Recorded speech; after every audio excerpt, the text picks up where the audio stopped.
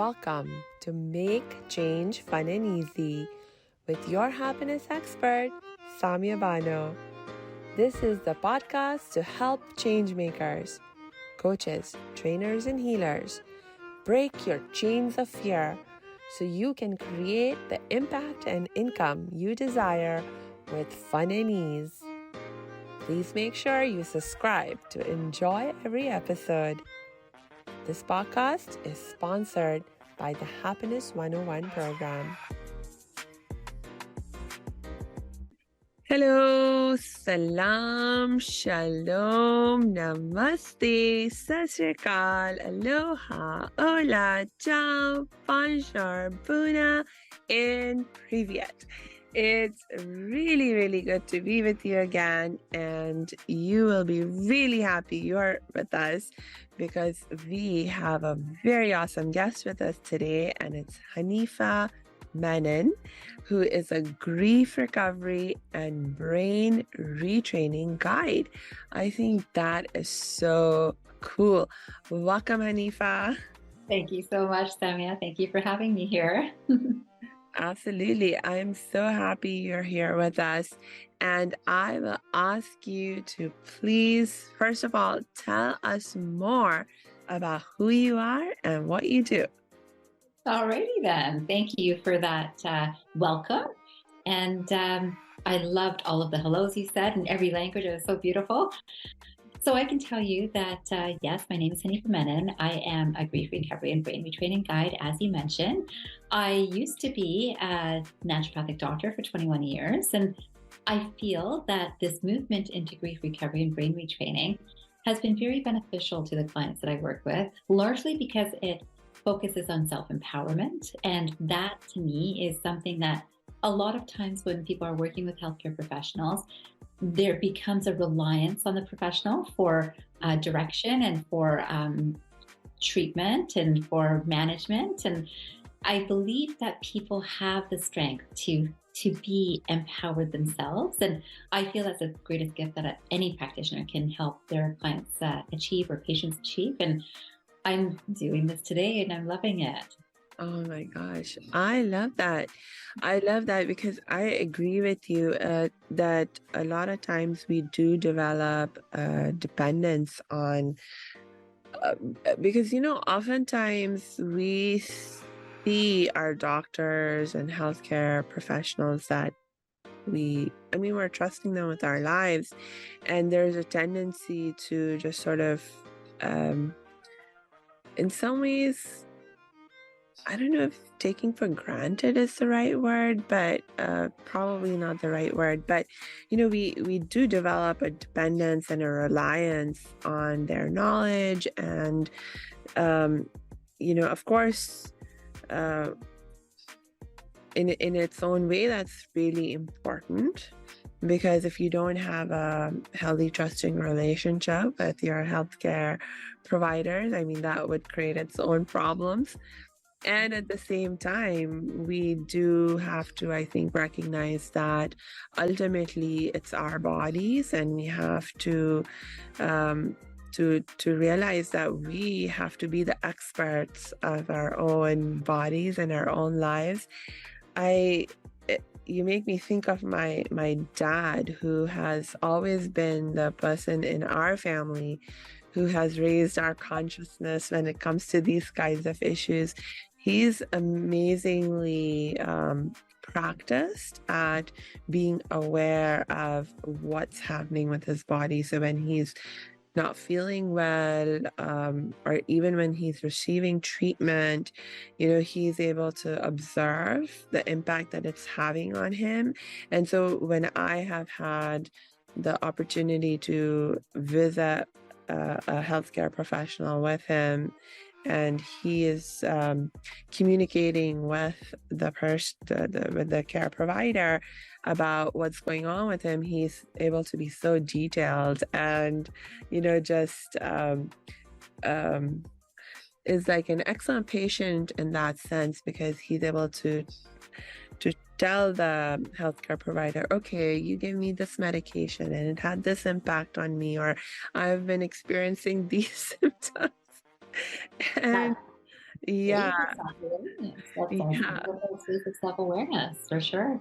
indeed, indeed. And I have always been in amazement of it because I try to be inspired by his example. And I must say, in the recent years, I have been becoming better with my own body awareness. But for most of my life, I've had pretty terrible body awareness. So, Well, it's very interesting that different things in our lives bring us to that space of even an interest in having that awareness. It's probably a background awareness for most people. And yet, there's also, you had said the word, I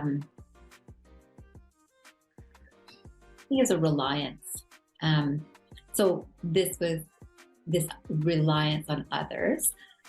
It's nice to be able to have an equal reliance on ourselves, right? So if we feel that I can only be reliant on something outside of me, it does give the illusion that only something outside of me can help me.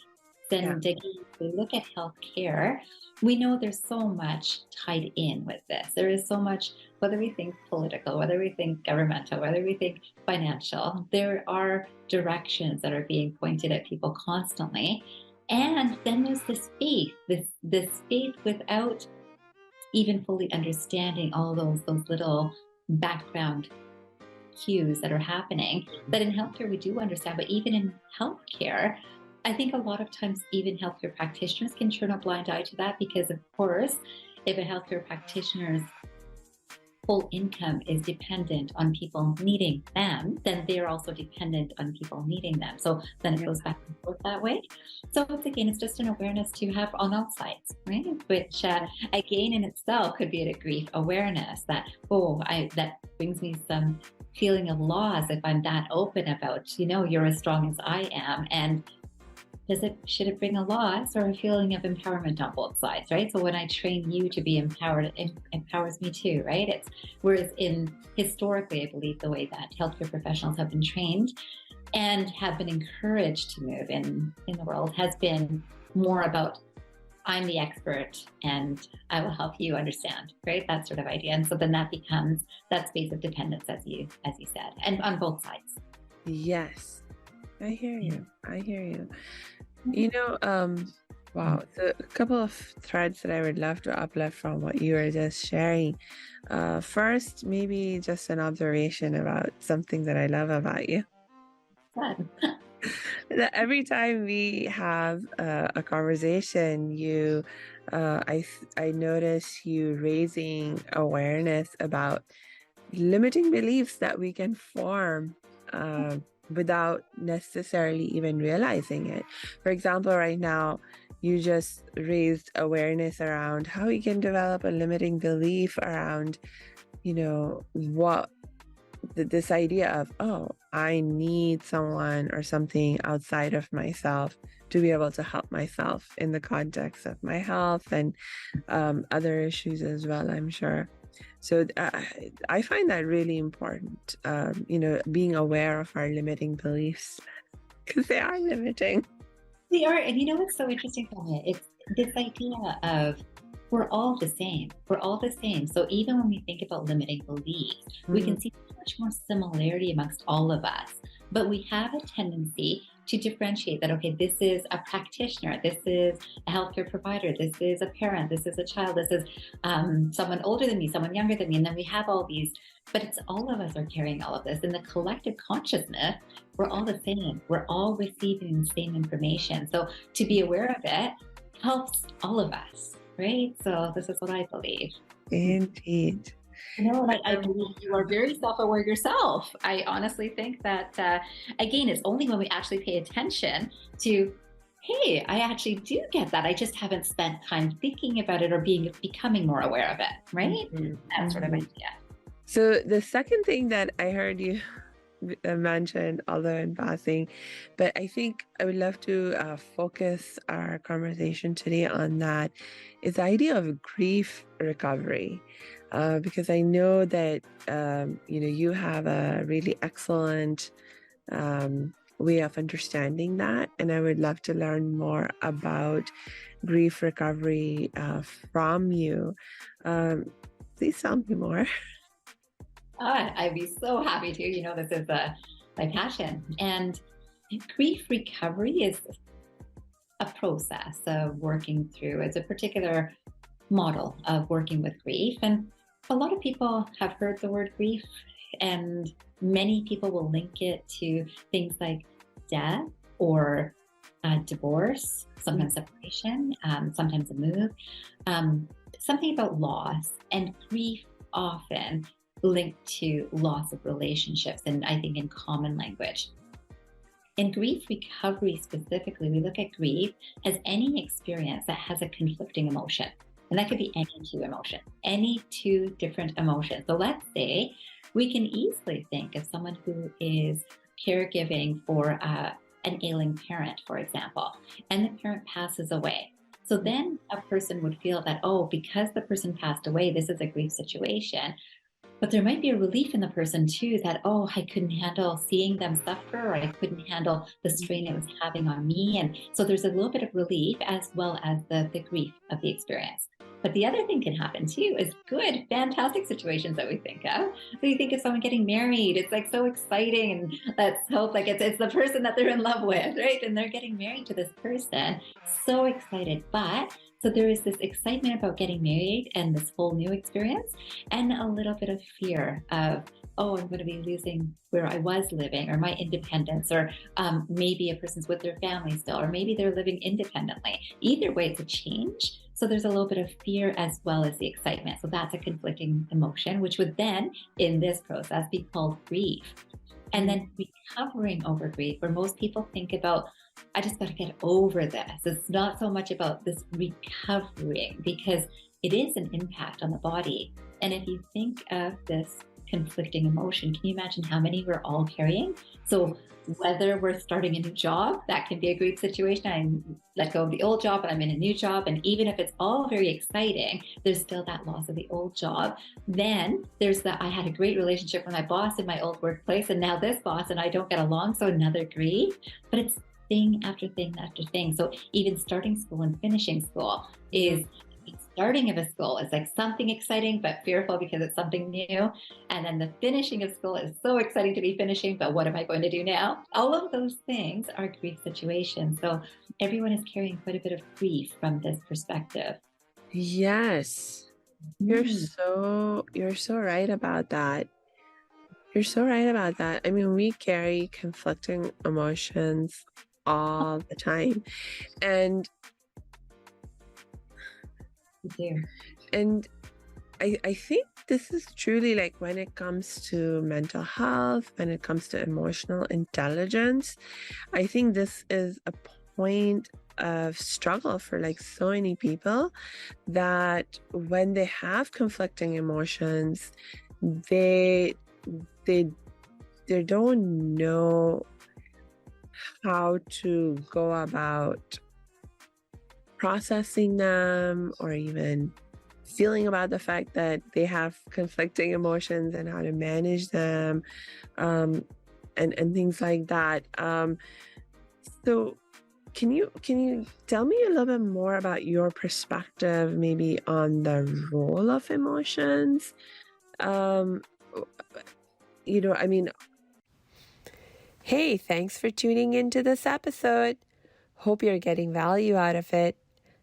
For your information, this episode has been sponsored by the Happiness 101 program. Are you a change maker, coach, trainer, or healer? Are chains of fear holding you back from making the impact and income you desire? Using a unique combination of positive psychology and the spiritual wisdom of our most effective change makers, the Happiness 101 program helps you break through your limiting beliefs and manifest the abundance and success you desire with fun and ease. Interested?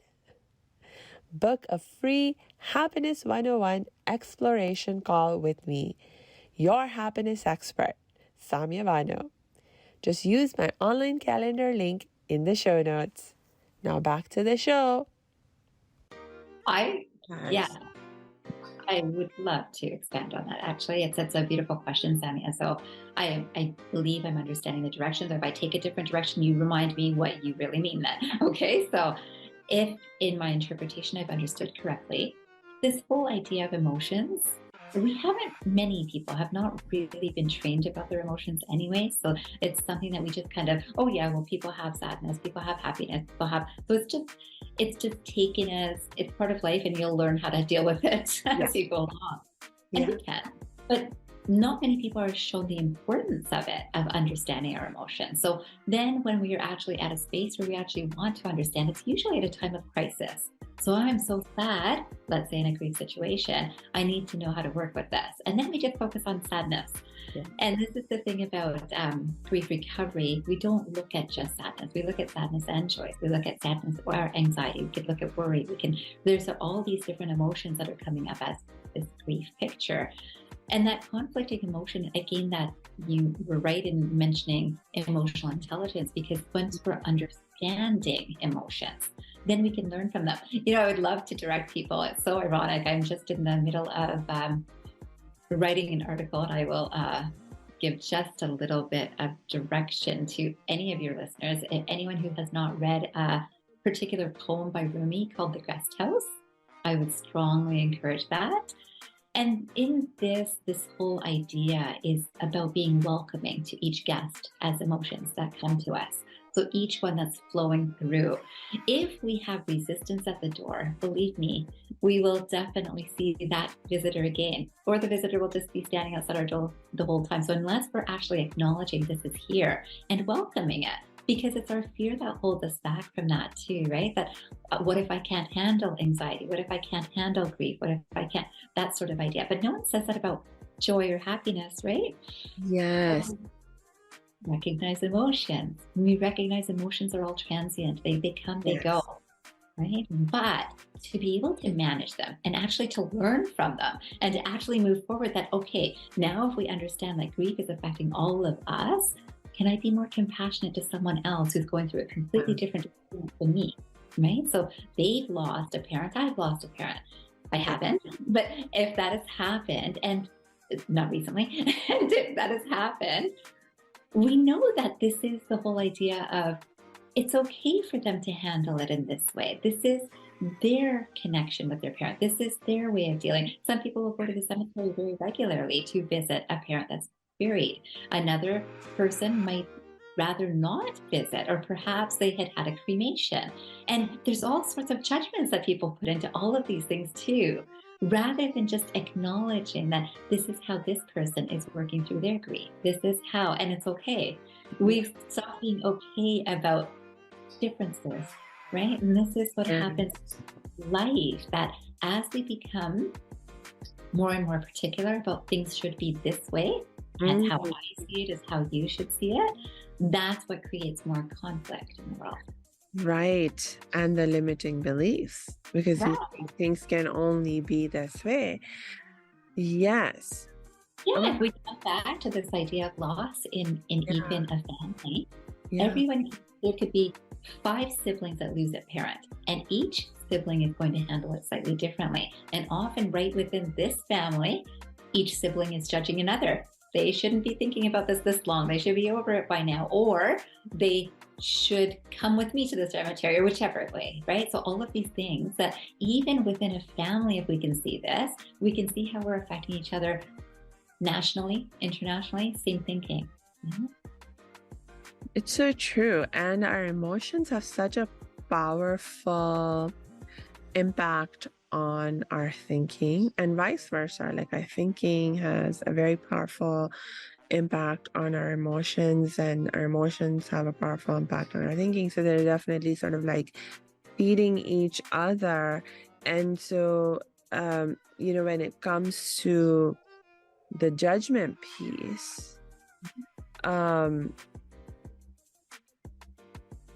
being aware of our emotions and how they're impacting our emotions is so critical, because you can't even really begin to change your thoughts around an issue unless you are also managing your feelings around it and shifting your feelings around it, insofar as they may need to be shifted in order to shift the mindset. Because there's no way you can begin to think a different way about something unless you're also able to begin to feel a different way about it. Yeah, and it's interesting because I think we're expanding into a lot of different areas. If we're looking at grief recovery, I know it's almost like it's a narrowed down way of looking, even though it seems more expansive, right? It seems like, okay, we're looking at all emotions, but we're even expanding beyond, right? So if we look at emotions in general and we think, oh, if I can change my emotions, that's very much how a medical model would look at it, right? That, okay, we need to get over fear, we need to get over grief, or we need to know how to manage this. And we don't think that way about happiness or joy, right? But they're both emotions. So again, when I come back to that reference of Rumi, this idea of these emotions, they come and they go. And if we can just give them some attention, right? That's what we do. Like, it doesn't take anyone to tell us to give happiness attention, because when it's here, we're really excited about it. But when we've got sadness or grief, we give it a lot of less than positive attention. We will judge ourselves, as you said, we're talking about judgment, that we'll judge ourselves, but then we'll judge others about it too. That, right? So in that, but then we look at thought too. And I know, this is my world. So I'm making sure that I'm sharing with your clients as much as possible. And it's a lot of information. But when we think about thought, if you can remember that thought today is based on my experience yesterday. So my thought today is based on my experience yesterday, which shapes how I think today. Today's thought is yesterday filtering through this present moment into projection into the future. So when I think of changing my thoughts, unless I'm able to clear my mind of my past thought, I'm just carrying along the past to my future. Right. That is so true. So like in the way that I might frame that is, our thoughts are basically a result of the beliefs that we hold, and our beliefs are formed primarily on the basis of our experiences. So I'm on board with you about that. And I also, I think the thing I would love to dig deeper with you right now is this idea that you bring up about when we have what we generally think of as the positive emotions, like happiness and joy. You're so right that we take them for granted, in the sense that you were saying that we don't feel the need to pay attention to them. And, we don't think about, it's just like, oh, I'm happy, so it's fine. But for sure, like, as a happiness expert, that is something that I am always working on for myself and with my clients, where I'm like, no, we really do need to pay attention to when we're feeling happy, when we're feeling joy, when we're feeling peace, when we're feeling calm, because all of these emotions are in fact giving us signals as well of what we're doing right and what our mind, our body, our heart needs us to do more of. Because just as we need to pay attention to what not to do, we need to pay attention to what to do. That is really, and it actually, this reminds me of, in our scripture, the Quran, that's the scripture for the Muslims. It so often when it talks about doing good, it also talks about don't do evil and do good. So it's like, you can't just not do evil, you also have to do good, or you can't just do good, you also have to not do evil. Yeah, so two sides of one coin. Yes. And it also actually makes me think about a more specific story that's more specifically related to the emotional aspect of things and the point you were making before. And this is a story related to a scholar whose name I cannot remember. But the story goes something like this, that the scholar was actually with a group of his students and he was teaching, and some person came from outside and they went up to the teacher, the scholar, and they said something in the person's ear. And the scholar took a pause and he seemed to like give a moment of reflection on something silently, didn't say anything. And then he proceeded to teach his class.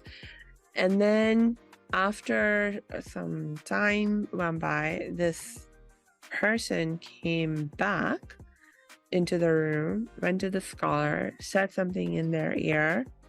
And once again, the scholar seemed to take a moment, like took a pause and seemed to take a moment to reflect on something and then just continue to teach.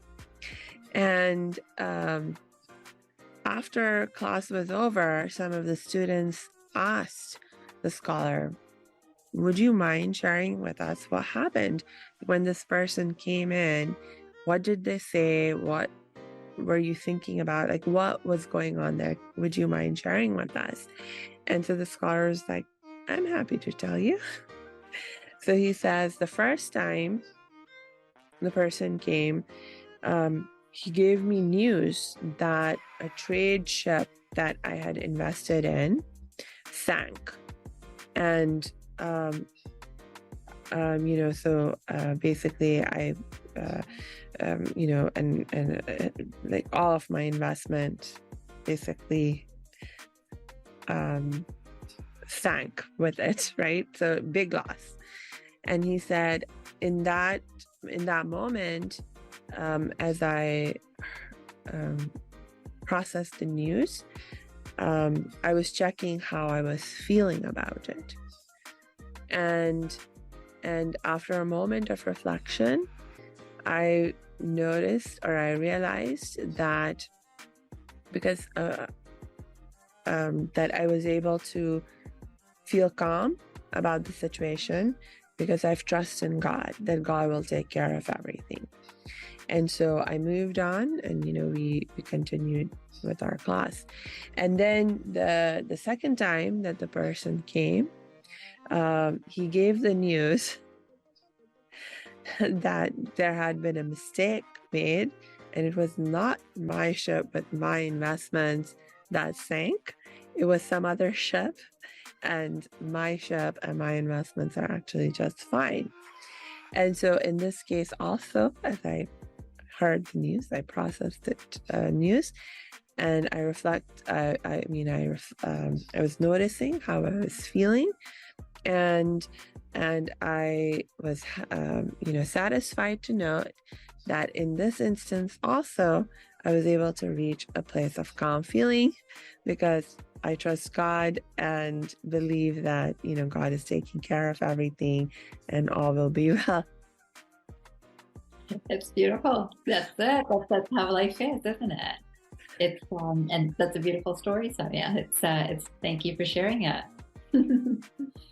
And Yeah. it's true about life, isn't it? It's to have that steadiness, no matter what arises, is beautiful.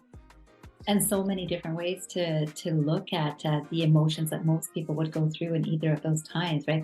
The disappointment and the elation, right? So very easy for anyone to relate to that. Oh, how would I feel in that situation? And yeah, most people would show a lot more emotion in that, but it takes a steady mind to be that even temper in both, right?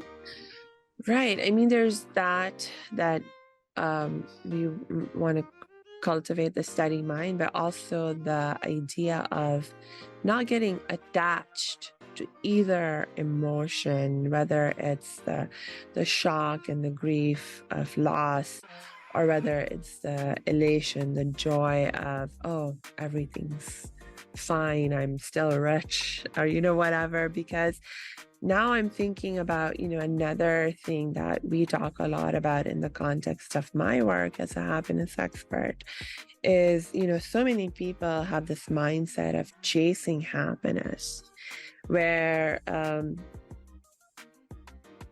ultimately, I do believe that that we all want and desire to be happy and peaceful in our lives. But a lot of times people have this mindset of chasing happiness, chasing the good life. And so because they have this mindset, they're always, trying to figure out what's that next thing, the next thing, and the next thing that's going to help them feel happy. And in that quest, they actually go far astray and end up doing all kinds of things that have the opposite impact, that actually end up compromising their ability to experience happiness now. Mm-hmm. And or even actually, for that matter, achieving happiness in the future, because it's like that's just not a happiness promoting mindset. So even to get attached to in this way of where you're like not okay with not feeling happy, it can create problems. Yes, it can. Attachment for sure. And I think you mentioned two words, want and desire, which are pretty powerful words too, right? So if someone is in a space of wanting or in a space of desire, yes, it does bring the awareness of satisfaction that's already there. So this is certainly what in our world we've encouraged, supported, created, all of that, right? So in that, it's an important understanding for us to have about the human psyche and just understanding.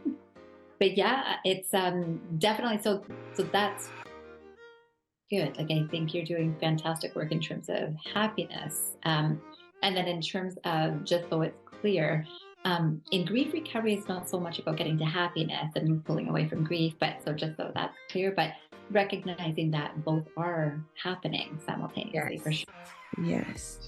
Yes, exactly. And like you said, to appreciate both and to listen to the message that each is trying to give you, because what we talk about in my work is that every emotion is there to give you some feedback on what you're needing, and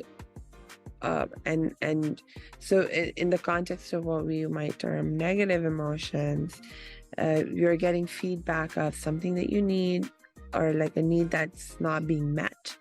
And so your heart, your mind, your body, they're trying to give you a clue about what to do or what direction to move in so that you can meet that need that's not being met. And like I was saying earlier with the positive emotions, the feedback is, hey, we want more of this, so it's just about listening to that feedback and honoring it and doing what you can to be guided by this feedback, because to have that trust that your body knows what it needs, that your inner self, your heart, can guide you towards what it needs, and that really that inner guidance is the most trustworthy guidance for you.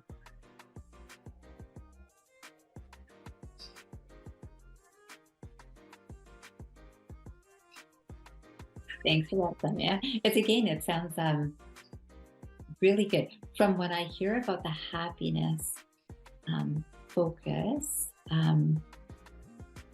in my understanding of it, and again, this might not be the understanding, that you're trying to convey. It sounds very straightforward. It sounds very much like psychology to me, like, or psychotherapy, because it's very much about understanding, okay, this emotion again used to utilize as giving us direction, that sort of idea. Mm-hmm.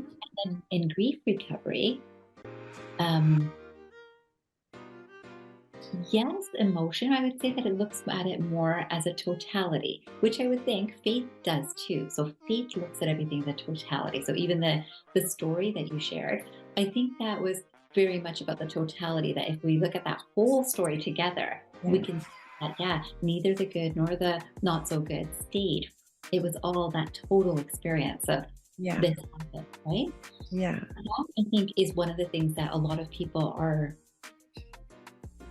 not so aware of. So rather than seeing the totality, because it always seems like it's too much. So if I can narrow it down and break it down into pieces, but Yeah. this again, this is the microcosm of the human individual experience reflecting the macrocosm of the world around us. When we thought about that, remember the world was one world, and then we created division, right? We created, like, here's this country and this country. This is what we do in terms of emotions in ourselves. So in terms of, here's my happiness, here's my sadness, this, right? That, which Yes. we stopped even looking at ourselves as complete. So if I treat this part of my body, I treat depression. If I treating depression, then now I also treat sleep, or that sort of Yes. idea, Yes. right? So it became very compartmentalized. Yes. Yes, I take that point very well from you. And yes, when I talk about emotions, you're right. I am pulling into or from my learning in the context of positive psychology training. And at the same time, I do recognize there are different frames.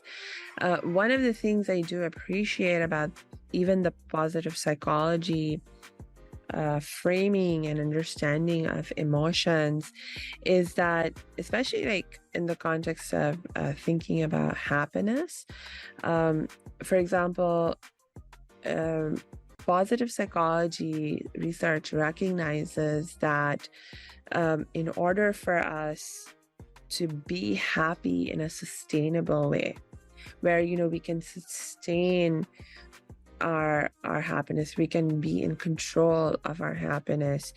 um it's not just about one thing. There are at least 5 different pillars of mental health that have been identified, and they include, like, the broad pillars. So they include, like, an awareness of and it paying an attention to your physical health, for example. So but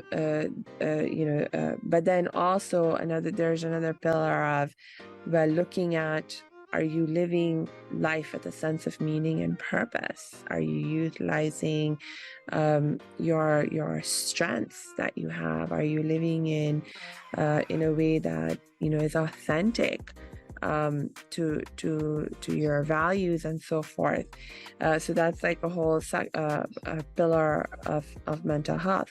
Then the other pillars, are about, do you have the skills and the knowledge to be resilient when the hard times hit?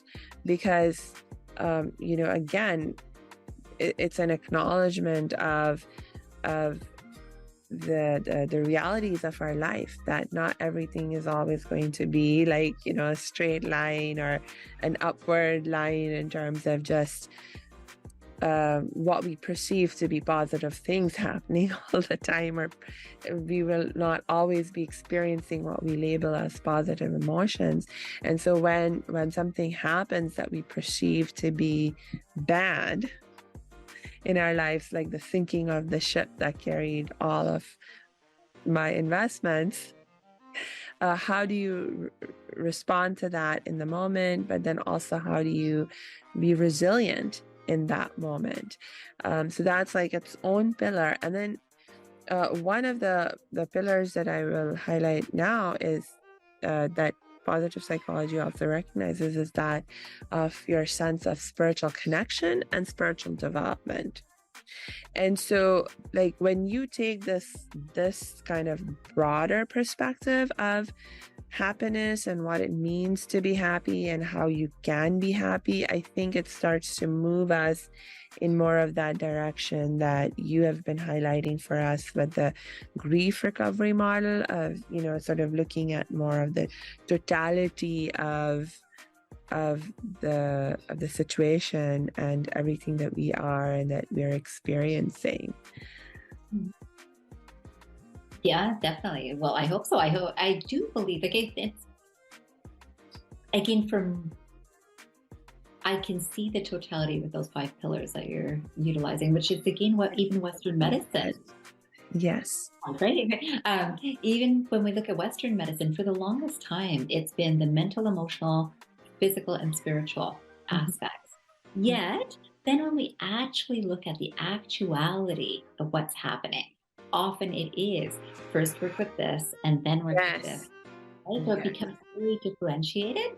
Yes. And that is something like just someone like I'm sure your clients, when you work with them, you're chatting with them about how to combine it all together, right? So that it just feels like, okay, in this, I'm doing all of it. And this is the same idea in terms of grief recovery too, that it's the same.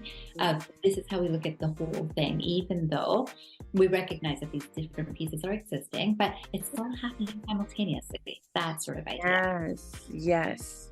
Allows our minds to integrate again, right? We've become very dissociative in our thinking in terms of this is here. Even when we think about, I can talk about grief to my psychotherapist, I can talk about grief to my family, but when I'm at work, I can't talk about it, I can't think about it. And meanwhile, we're the same person in every situation that we're in, right? So if we've got the truth, we can actually manage at work and we can actually manage at home because the process of working on this is what we're carrying. Yes. Oh my gosh, that is such an excellent point.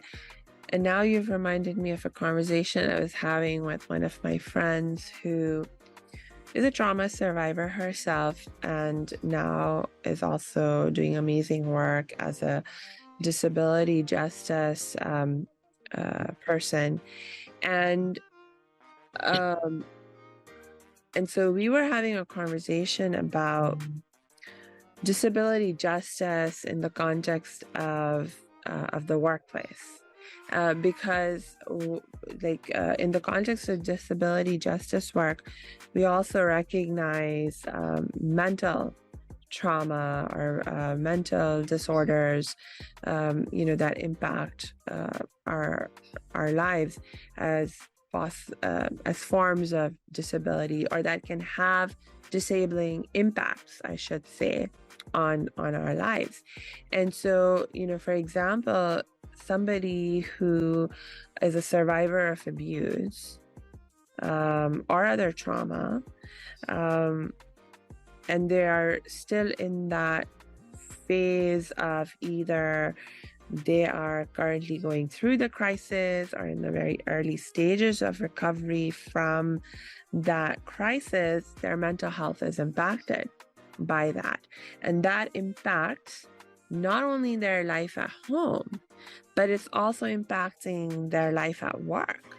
And what happens in the context of disability justice work is that, exactly like you were saying, there's this expectation in society of compartmentalization, that you leave behind whatever is happening in your personal life outside of work, that when you're at work, you just focus on work. But it's not really possible, especially when you're dealing with if what you're dealing with at home is or the trauma or the issues or challenges you're dealing with, if they're relatively mild, maybe you can leave that behind when you're at work. But when you're experiencing a major trauma, and struggling to recover from that, it is going to impact every area of your life, and you cannot leave it out.